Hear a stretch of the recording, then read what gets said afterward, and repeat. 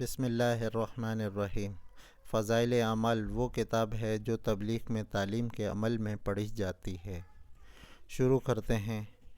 بسم اللہ الرحمن الرحیم، اللہ کے نام سے شروع کرتے ہیں۔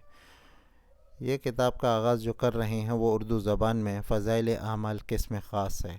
لکھنے والے حضرت مولانا محمد زکریا صاحب نور اللہ مرقدہ کی لکھی گئی کتاب ہے۔ کتاب لکھنے کا مقصد تمہید، عربی میں شیخ نے خطبہ دیا اور پھر فرمایا اما بعد۔ اللہ کے ایک برگزیدہ بندے اور میرے مربی و محسن کا ارشاد سن 53 ہجری میں ہوا کہ صحابہ کرام رضی اللہ عنہم اجمعین کے چند قصے بالخصوص کم سن صحابہ رضی اللہ تعالیٰ عنہم اور عورتوں کی دینداری کے کچھ حالات اردو میں لکھی جائیں تاکہ جو لوگ قصوں کے شوقین ہیں وہ وہی تباہی جھوٹی حقائق کے بجائے اگر ان کو دیکھیں تو ان کے لیے دینی ترقی کا سبب ہو، اور گھر کی عورتیں اگر راتوں میں بچوں کو جھوٹی کہانیوں کے بجائے ان کو سنائیں تو بچوں کے دل میں صحابہ رضوان اللہ تعالی علیہم اجمعین کی محبت اور عظمت کے ساتھ دینی امور کی طرف رغبت پیدا ہو۔ میرے لیے اس ارشاد کی تعمیل بہت ہی ضروری تھی کہ احسانات میں ڈوبے ہوئے ہونے کے علاوہ وہ اللہ والوں کی خوشنودی دو جہاں میں فلاح کا سبب ہوتی ہے، مگر اس کے باوجود کم مائیگی سے یہ امید نہ ہوئی کہ میں اس خدمت کو مرضی کے موافق ادا کر سکتا ہوں۔ اس لیے 4 برس تک بار بار اس ارشاد کو سنتا رہا اور اپنی نااہلیت سے شرمندہ ہوتا رہا کہ سفر میں ایک مرض کی وجہ سے چند روز کے لیے دماغی کام سے روک دیا گیا، تو مجھے خیال ہوا کہ ان خالی ایام کو اس برکت مشغلے میں گزار دوں کہ اگر یہ اوراق پسند خاطر نہ ہوئے تب بھی میرے یہ خالی اوقات تو بہترین اور بابرکت مشغلے میں گزر ہی جائیں گے۔ اس میں شک نہیں کہ اللہ والوں کے کس سے ان کے حالات یقیناً اس قابل ہیں کہ ان کی تحقیق اور تفتیش کی جائے اور ان سے سبق حاصل کیا جائے، بالخصوص صحابہ کرام رضی اللہ عنہم اجمعین کی جماعت جس کو اللہ جل شانہ نے اپنے لاڈلے نبی صلی اللہ علیہ وسلم اور پیارے رسول صلی اللہ علیہ وسلم کی مصاحبت کے لیے چنا، اس کے مستحق ہے کہ اس کا اتباع کیا جائے۔ اس کے علاوہ اللہ والوں کے ذکر سے اللہ کی رحمت نازل ہوتی ہے۔ صوفیہ کے سردار حضرت جنید بغدادی رحمۃ اللہ علیہ کا ارشاد ہے کہ حقائقیں اللہ کے لشکروں میں سے ایک لشکر ہے جس سے مریدین کے دلوں میں تقویت حاصل ہوتی ہے۔ کسی نے دریافت کیا کہ اس کی کوئی دلیل بھی ہے؟ فرمایا ہاں، اللہ جل شانہ کا ارشاد ہے۔ ترجمہ: اور پیغمبروں کے قصوں میں سے ہم یہ سارے قصے آپ سے بیان کرتے ہیں جن کے ذریعے سے ہم آپ کے دل کو تقویت دیتے ہیں۔ ایک فائدہ تو یہ ہوا اور ان قصوں میں آپ کے پاس ایسا مضمون پہنچتا ہے جو خود بھی راست اور واقعی ہے اور مسلمانوں کے لیے نصیحت ہے اور اچھے کام کرنے کی یاد دہانی ہے۔ بیان القرآن۔ ایک ضروری بات یہ بھی دل میں جمع لینے کی ہے کہ نبی اکرم صلی اللہ علیہ وسلم کے حدیثیں ہوں یا بزرگوں کے حالات، اس طرح مسائل کی کتابیں ہوں یا معتبر لوگوں کے وعظ و ارشادات، یہ ایسی چیزیں نہیں ہوتی ایک مرتبہ دیکھ لینے کے بعد ہمیشہ کو ختم کر دیا جائے، بلکہ اپنے حالات کو رشتہ دار کے موافق بار بار دیکھتے رہنا چاہیے۔ ابو سلیمان دارانی رحمۃ اللہ ایک بزرگ ہیں، وہ فرماتے ہیں کہ میں ایک وعظ کی مجلس میں حاضر ہوا، ان کے وعظ نے میرے دل پر اثر کیا، مگر جب آواز ختم ہوا تو وہ اثر بھی ختم ہو گیا۔ میں دوبارہ ان کی مجلس میں حاضر ہوا تو اس واعظ کا اثر فارغ ہونے کے بعد گھر کے راستے میں بھی رہا۔ تیسری مرتبہ پھر حاضر ہوا تو اس کا اثر گھر میں پہنچنے پر بھی رہا۔ میں نے گھر جا کر اللہ کی نافرمانی کے جو اسباب تھے سب توڑ دیے اور اللہ کا راستہ اختیار کر لیا۔ اسی طرح دینی کتابوں کا بھی حال ہے کہ محض سرسری طور پر ایک مرتبہ ان کے پڑھ لینے سے اثر کم ہوتا ہے، اس لیے کبھی کبھی پڑھتے رہنا چاہیے۔ پڑھنے والوں کی سہولت اور مضامین کے دل نشیں ہونے کے خیال سے میں اس رسالے کو 12 بابوں اور ایک خاتمے پر تقسیم کیا ہے۔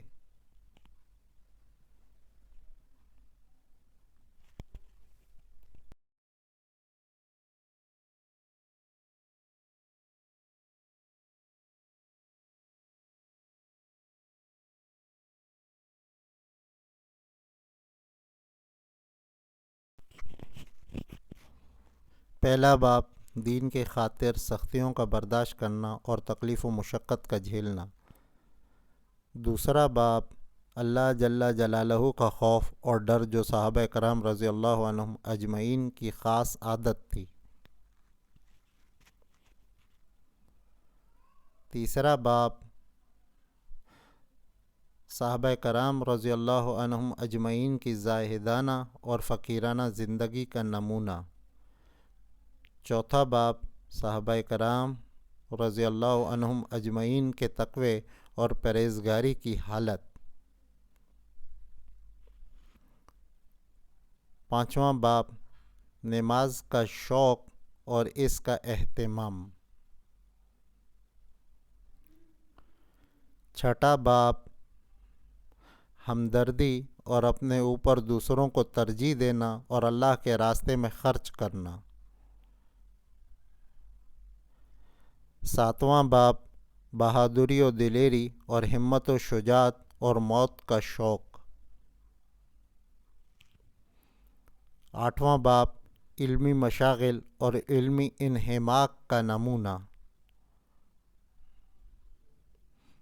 نواں باب، حضور اقدس صلی اللہ علیہ وآلہ وسلم کے ارشادات کی تعمیل۔ نواں باب۔ 10واں باب، عورتوں کا دینی جذبہ اور بہادری اور حضور صلی اللہ علیہ وسلم کی بیویوں اور اولاد کا بیان۔ 11واں باب، بچوں کا دینی ولولہ اور بچپن میں دین کا اہتمام۔ 12واں باب، حضور اقدس صلی اللہ علیہ وآلہ وسلم کے ساتھ محبت کا نمونہ۔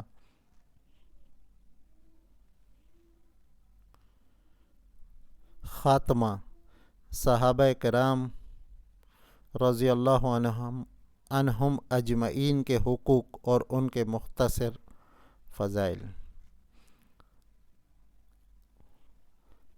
تعلیم کے حلقے میں بیٹھنے کے آداب۔ میرے پیارے بھائیوں اور بہنوں، تعلیم کے حلقے میں بیٹھنے کے چند آداب ہیں۔ یہ دین کے سیکھنے سکھانے کے حلقے رسول پاک صلی اللہ علیہ وسلم کے عمل میں سے ایک عمل ہے۔ رسول پاک صلی اللہ علیہ وسلم کی مسجد یعنی مسجد نبوی 24 گھنٹے ان اعمال سے آباد رہتی تھی۔ پس مقصود ان حلقوں کو قائم کرنے کا یہ ہے کہ ہمارے دل اللہ تعالیٰ کے حکموں اور حضور صلی اللہ علیہ وسلم کی سنتوں پر چلنے کے لیے مشتاق ہو جائیں، مائل ہو جائیں، متاثر ہو جائیں اور رغبت کرنے لگے۔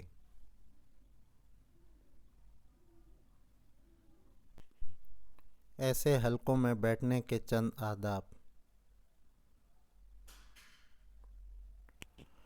سب سے پہلا ہے پاک و صاف ہو کر بیٹھیں، ظاہری طور پر بھی اور باطنی طور پر بھی۔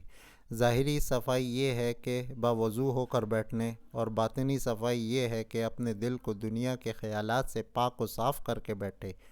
دل کی مثال ایک برتن کی ہے۔ جس برتن میں ایک وقت میں ایک چیز سماتی ہے، اسی طرح دل کے اندر بھی ایک وقت میں ایک ہی چیز سماتی ہے۔ اگر دل کے اندر دنیا کی چیزوں کی محبت اتر چکی ہوگی تو اس دل کے اندر دین کی باتیں اور دین کے حلقوں کی نورانیت نہیں داخل ہو سکے گی۔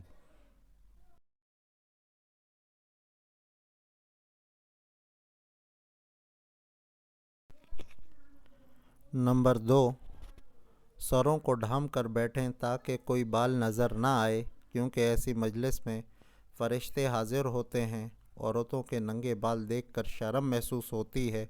اللہ تعالیٰ کو بھی کسی عورت کا بال ننگا نظر آئے تو اللہ تعالیٰ غضبناک ہوتے ہیں۔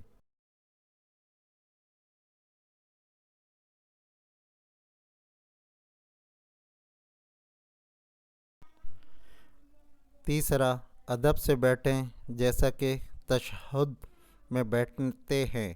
یہ کوئی مشکل کام نہیں، اگر ہم کوشش کریں گے تو انشاءاللہ تعالیٰ کچھ عرصے کے بعد عادت ہو جائے گی۔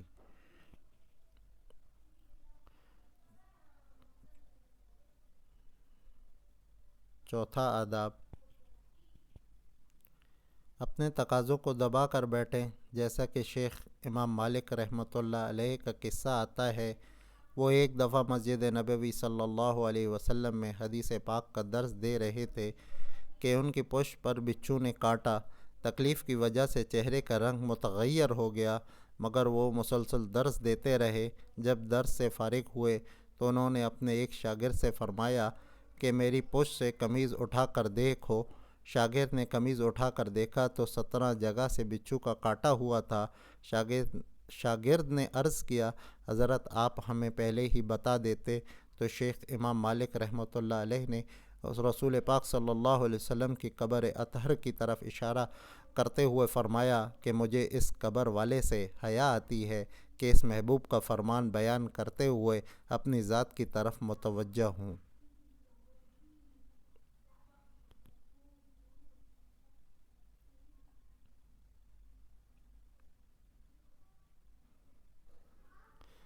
پس ہم اللہ تعالیٰ کے کلام اور رسول پاک صلی اللہ علیہ وسلم کے فرمان کو عظمت، یقین اور توجہ کے ساتھ عمل اور تبلیغ کی نیت سے سنیں۔ جب اللہ تعالیٰ کا نام آئے تو ہم جل جلالہ کہیں، اور جب رسول پاک صلی اللہ علیہ وسلم کا مبارک نام آئے تو ہم صلی اللہ علیہ وسلم کہیں، اور جب کسی صحابی کا نام آئے تو ہم رضی اللہ تعالیٰ عنہ کہیں، اور جب کسی صحابیہ کا نام آئے تو رضی اللہ تعالیٰ عنہا کہیں۔ جب کسی بزرگ کا نام آئے تو ہم رحمۃ اللہ علیہ کہیں۔ پس ہم اپنے آپ کو ایسے حلقوں میں بیٹھنے کا پابند کریں، کیونکہ یہ دین کی تعلیم کے حلقے اللہ کو بہت پسند ہیں، اور ایسے حلقوں میں بیٹھنے سے بہت فائدہ حاصل ہوتا ہے، اور جو ان حلقوں میں بیٹھنے کا حق ادا کرتا ہے اللہ تعالیٰ اس کو عمل کی توفیق عطا فرماتے ہیں۔ تعلیم کا حلقہ لگانے سے پہلے اس کی تیاری میں لگنا ضروری ہے۔ پورے آداب کی رعایت کرتے ہوئے بیٹھا جائے۔ 2 رکعت نفل پڑھ کر استغفار کرنا تعلیم کے آداب میں سے ہے۔ علم اللہ تعالیٰ کا نور ہے اور گناہ اندھیرا ہے۔ نور کو حاصل کرنے کے لیے پورے آداب کی رعایت کرنی چاہیے۔ پڑھنے والے اور سننے والے حضرات چند باتوں کا خیال رکھیں۔ کتاب میں پڑھی جانے والی احادیث اور آیات کی عظمت اپنے دل میں بٹھائیں کہ اللہ تعالیٰ کی بات ہے، اور سننے والے حضرات آنکھ، کان، دماغ اور جسم متوجہ کر کے سنیں تو اللہ تعالیٰ خوش ہو جائیں گے اور ہدایت کے دروازے کھول دیں گے۔ تعلیم کے حلقے میں سب سے اہم چیز ادب ہے۔ سب سے اہم چیز ادب کی رعایت ہے کہ کسی دوسرے کام کی طرف متوجہ نہ ہو۔ اگرچہ 50 دفعہ ایک حدیث کو سن چکے ہوں، جب بھی کچھ پڑھا جا رہا ہو یا سنا جا رہا ہو تو یہ خیال نہ ہو کہ قرآن و حدیث کی یہ بات کئی دفعہ سن چکا ہوں، کیونکہ ہر دفعہ اہتمام سے سننے پر اللہ تعالیٰ نیا نور اور نئی ہدایت نصیب فرمائیں گے۔ اللہ تعالیٰ ہم سب کو قرآن و حدیث کا کامل نور اور کامل ہدایت نصیب فرمائیں۔ قرآن و حدیث کی بات سننے میں اتنی توجہ ہو کہ دل اثر لینے لگے، وعید کی بات سننے سے تو دل پر چوٹ لگے اور اللہ تعالیٰ کا خوف پیدا ہو جائے۔ تعلیم کے حلقے کا مقصد علم میں اضافہ نہیں، بلکہ اعمال کا شوق اور رغبت کا بڑھنا اور برائیوں سے بچنے کا عزم اور ارادہ ہو۔ جب یہ چیز حاصل ہو گئی تو مقصد پورا ہو گیا۔ اللہ تعالیٰ ہمیں صحیح نیت کے ساتھ عمل کی توفیق عطا فرمائے۔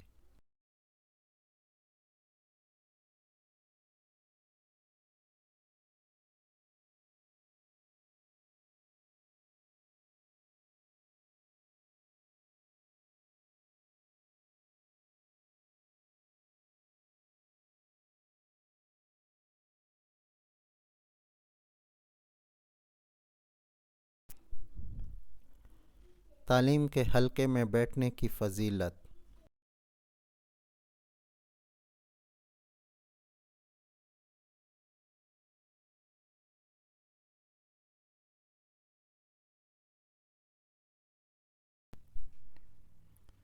حدیث شریف کا مفہوم ہے، جب کوئی قوم اللہ تعالیٰ کا ذکر کرنے کے لیے ایک جگہ جمع ہوتی ہے تو ایک فرشتہ آسمان سے آواز دیتا ہے کہ اے مجلس والوں، تم اس حال میں کھڑے ہو جاؤ کہ تمہارے گناہ بخش دیے گئے اور تمہاری برائی نیکیوں سے بدل دی گئی۔ ایسی مجلس میں فرشتے حاضر ہوتے ہیں، سکینہ نازل ہوتی ہے اور اللہ تعالیٰ کی رحمت ڈھانپ لیتی ہے۔ رسول پاک صلی اللہ علیہ وسلم کا فرمان مبارک ہے، جو لوگ اللہ تعالیٰ کا ذکر کرنے کے لیے ایک جگہ جمع ہوتے ہیں، اللہ تعالیٰ قیامت کے دن ان کو اکٹھا فرمائیں گے۔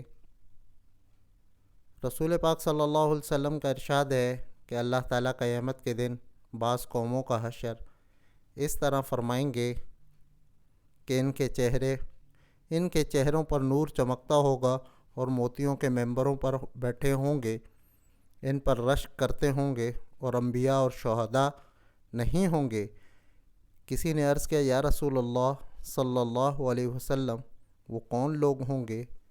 آپ صلی اللہ علیہ وسلم ہمارے سامنے ان کا حال بیان فرما دیجئے کہ ہم ان کو پہچان لیں۔ رسول اللہ صلی اللہ علیہ وسلم نے ارشاد فرمایا، یہ وہ لوگ ہوں گے جو اللہ کی محبت میں خاندانوں سے، مختلف جگہوں سے آ کر ایک جگہ جمع ہوں گے اور اللہ تعالیٰ کے ذکر میں مشغول ہوں۔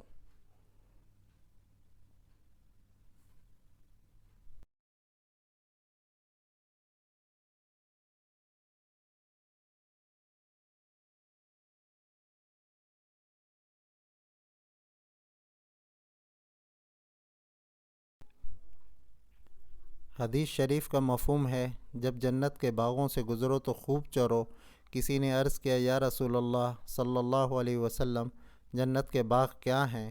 آپ صلی اللہ علیہ وسلم نے ارشاد فرمایا، ذکر کے حلقے۔ اللہ تعالیٰ ارشاد فرماتے ہیں، اے محمد صلی اللہ علیہ وسلم، اپنے آپ کو ان لوگوں کے ساتھ بیٹھنے کا پابند کر لے جو صبح و شام اپنے رب کی رضا مندی تلاش کرتے ہیں اور اسے پکارتے ہیں، اور اپنی نگاہ ان سے نہ پھیریے۔ جب حضرت ابو ہریرہ رضی اللہ تعالیٰ عنہ روایت کرتے ہیں کہ رسول پاک صلی اللہ علیہ وسلم کا ارشاد کا مفہوم ہے، فرشتوں کی ایک جماعت ہے جو راستوں وغیرہ میں اللہ تعالیٰ کا ذکر کرنے والوں کو تلاش میں گھومتی پھرتی ہے۔ جب وہ کسی ایسی جماعت کو پا لیتی ہے جو اللہ کے ذکر میں مصروف ہوں تو ایک دوسرے فرشتے کو کہتے ہیں، او یہاں تمہاری مطلوبہ چیز موجود ہے۔ اس کے بعد وہ سب فرشتے مل کر زمین سے آسمان تک ان لوگوں کو اپنے پروں سے گھیر لیتے ہیں۔ اللہ پاک ان فرشتوں سے پوچھتے ہیں، جبکہ اللہ تعالیٰ ان فرشتوں سے زیادہ باخبر ہیں کہ میرے بندے کیا کہہ رہے تھے۔ فرشتے جواب میں کہتے ہیں، یا اللہ، وہ آپ کی پاکی، بڑائی، تعریف اور بزرگی بیان کرنے میں مشغول تھے۔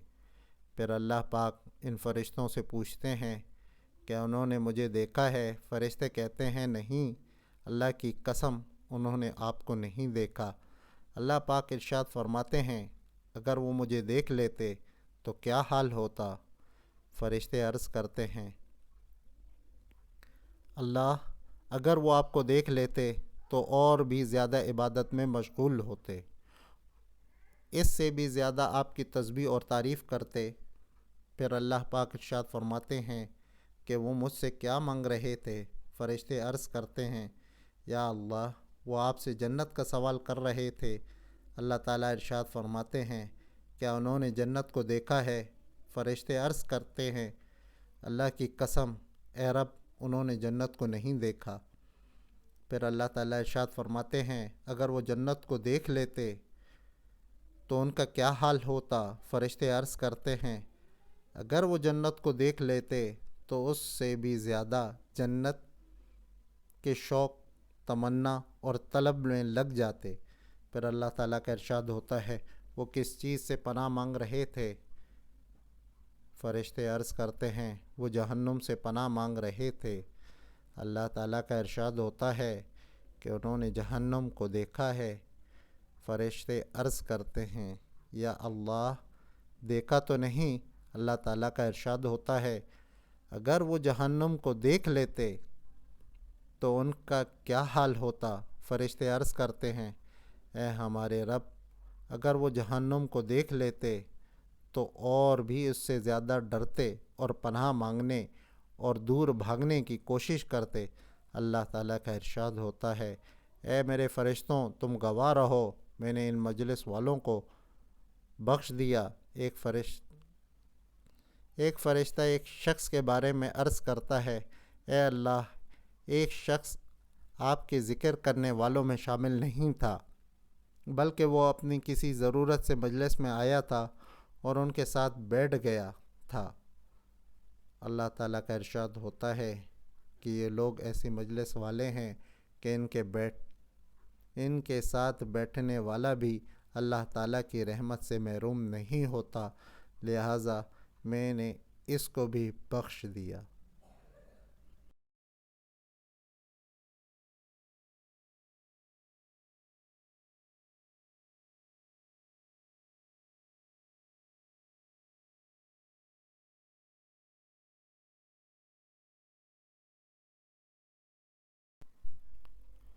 حضرت عبداللہ بن عمر رضی اللہ تعالیٰ عنہ فرماتے ہیں کہ میں نے عرض کیا یا رسول اللہ صلی اللہ علیہ وسلم کہ ذکر کی مجلس کا کیا اجر و انعام ہے؟ ارشاد فرمایا کہ ذکر کی مجلس کا اجر و انعام جنت ہے۔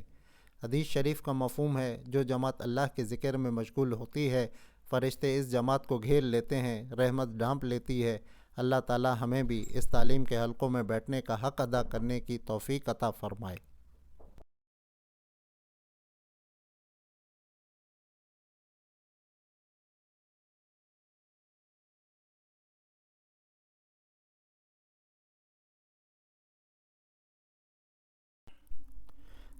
تعلیم کا آغاز کریں گے پہلے باب سے۔ دین کی خاطر سختیوں کو برداشت کرنا اور تکلیف و مشقت کا جھیلنا۔